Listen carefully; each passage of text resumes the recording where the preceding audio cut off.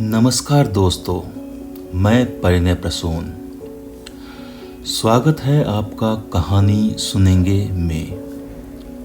आज की कहानी सिर्फ एक रिश्ते की कहानी नहीं है, ये उस सूनेपन की है जो भीड़ में भी महसूस होता है।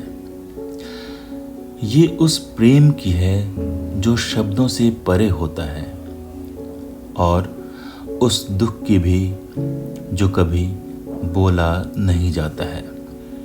यह कहानी है एक स्त्री की जो सिर्फ एक पत्नी नहीं, एक जीवित आत्मा है, एक सोचने वाली, महसूस करने वाली इंसान। यह कहानी है रविंद्रनाथ टैगोर की नष्ट नीड, दी ब्रोकन नेस्ट। कोलकाता का एक सुंदर बंगाली भवन, ऊंची छतें, लकड़ी की खिड़कियां, भारी फर्नीचर और उनके बीच चारुलता। उम्र लगभग 22 से 23 साल, सुंदर, शिक्षित और अत्यंत संवेदनशील, लेकिन उसका जीवन बेहद एकाकी।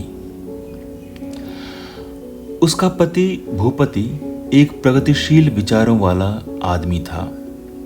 वो राजनीति से प्रेम करता था और अपने अखबार से भी। चारू का मन किताबों में था, प्रकृति में था, भावनाओं में था, लेकिन इन सबको समझने वाला वहां कोई नहीं था।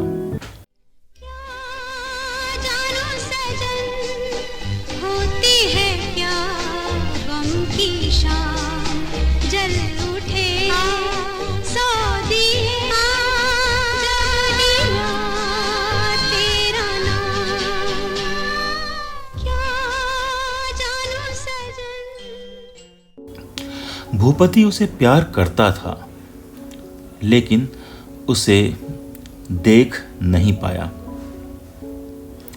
भूपति का पूरा जीवन द सेंटिनल नामक अपने राजनीतिक अखबार में समर्पित था। राष्ट्रवाद, अंग्रेजों का शासन, सुधारों की आवश्यकता, यही उसका जीवन बन चुका था।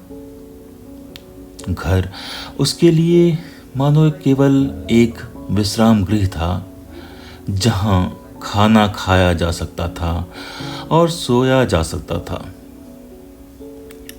चारू की आंखों में जो कविता थी, भूपति की दृष्टि उसे नहीं देख पाई। लेकिन चारुलता ने कभी शिकायत नहीं की। वह दिन भर साड़ी की कढ़ाई करती, बागीचे की देखभाल करती और अपने मन को किताबों में छिपा लेती। फिर एक दिन घर में आया अमल, भूपति का चचेरा भाई, युवा, हंसमुख, कला और कविता में रुचि रखने वाला, लगभग चारू की ही उम्र का। भूपति ने सोचा, चारू अकेली रहती है, अमल के आने से उसका मन बहल जाएगा। अमल और चारू की मुलाकातें शुरू हुई, कभी बाग में, कभी लाइब्रेरी में, तो कभी बालकनी में। दोनों किताबों की बातें करते, कविताओं की बातें करते और कल्पना की दुनिया में खोए रहते। और इस प्रक्रिया में चारुलता के सूने जीवन में रंग भरने लगे। अमल और चारू के बीच कभी कोई स्पष्ट प्रेम निवेदन नहीं हुआ, लेकिन चारू की आंखें चमकने लगी थी, उसके होठों पर मुस्कान लौट आई थी। वह अब हर सुबह सजी संवरी मिलती। एक दिन अमल ने चारू को एक कविता सुनाई। तुम्हारी आंखों में जो अधूरी बात है, उसे शब्दों में नहीं बांधा जा सकता। उस कविता में चारू ने अपने लिए छुपा संदेश पा लिया था।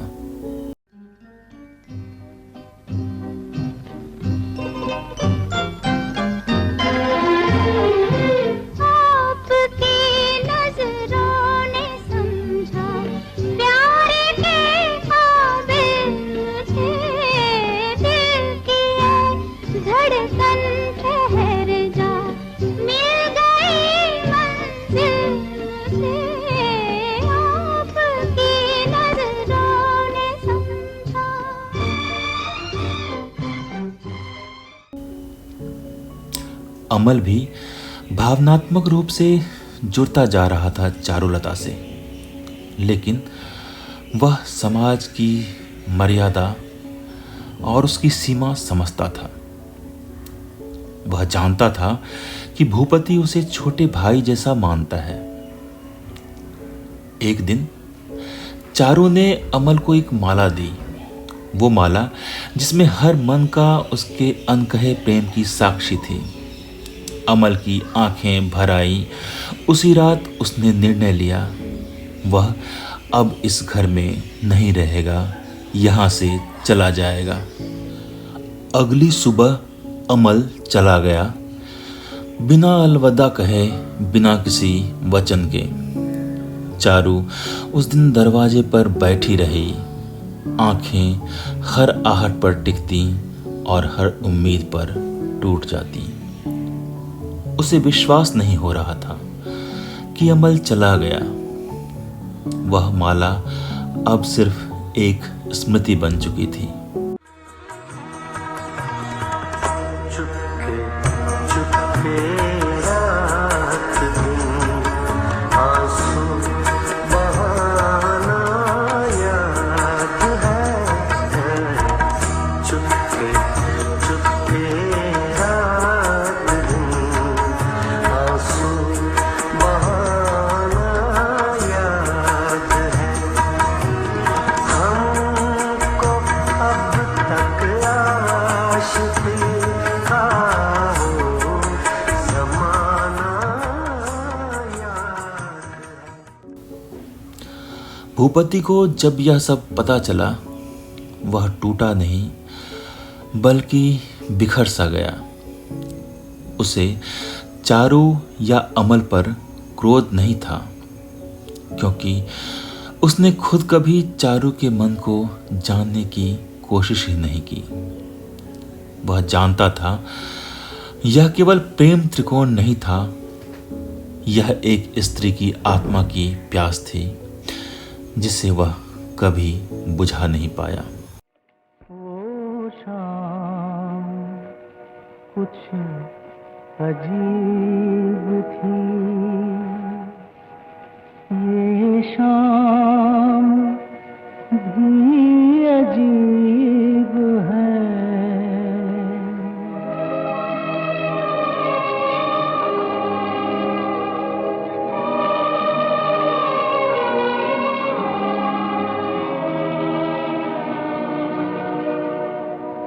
वो कल भी पास पास थी, वो आज भी करीब है। वो शाम कुछ अजीब थी, ये शाम भी अजीब है। वो कल भी पास पास थी, वो आज भी करीब है। वो शाम कुछ अजीब थी। घर वही था, चारू वही थी, भूपति भी, लेकिन अब उस घर में वह घोंसला नहीं बचा था जो पहले कभी था। चारू अब सिर्फ एक पत्नी नहीं थी, वह अब एक पूर्ण व्यक्ति बन चुकी थी, जिसने अपने भावनात्मक अस्तित्व को पहचाना था।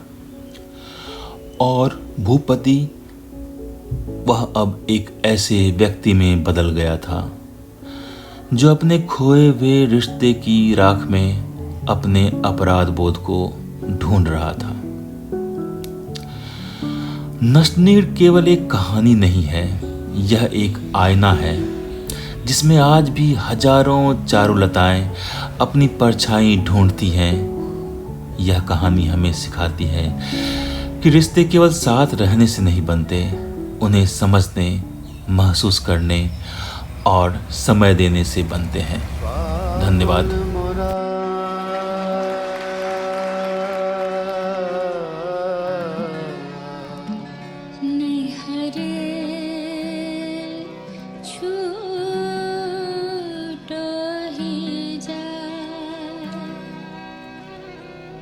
बाबुल मोरा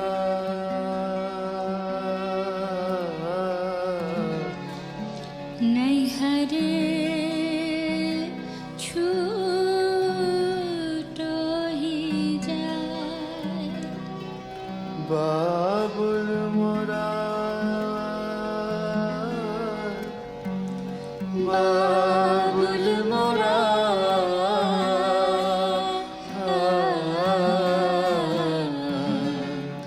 नैहरे छूटो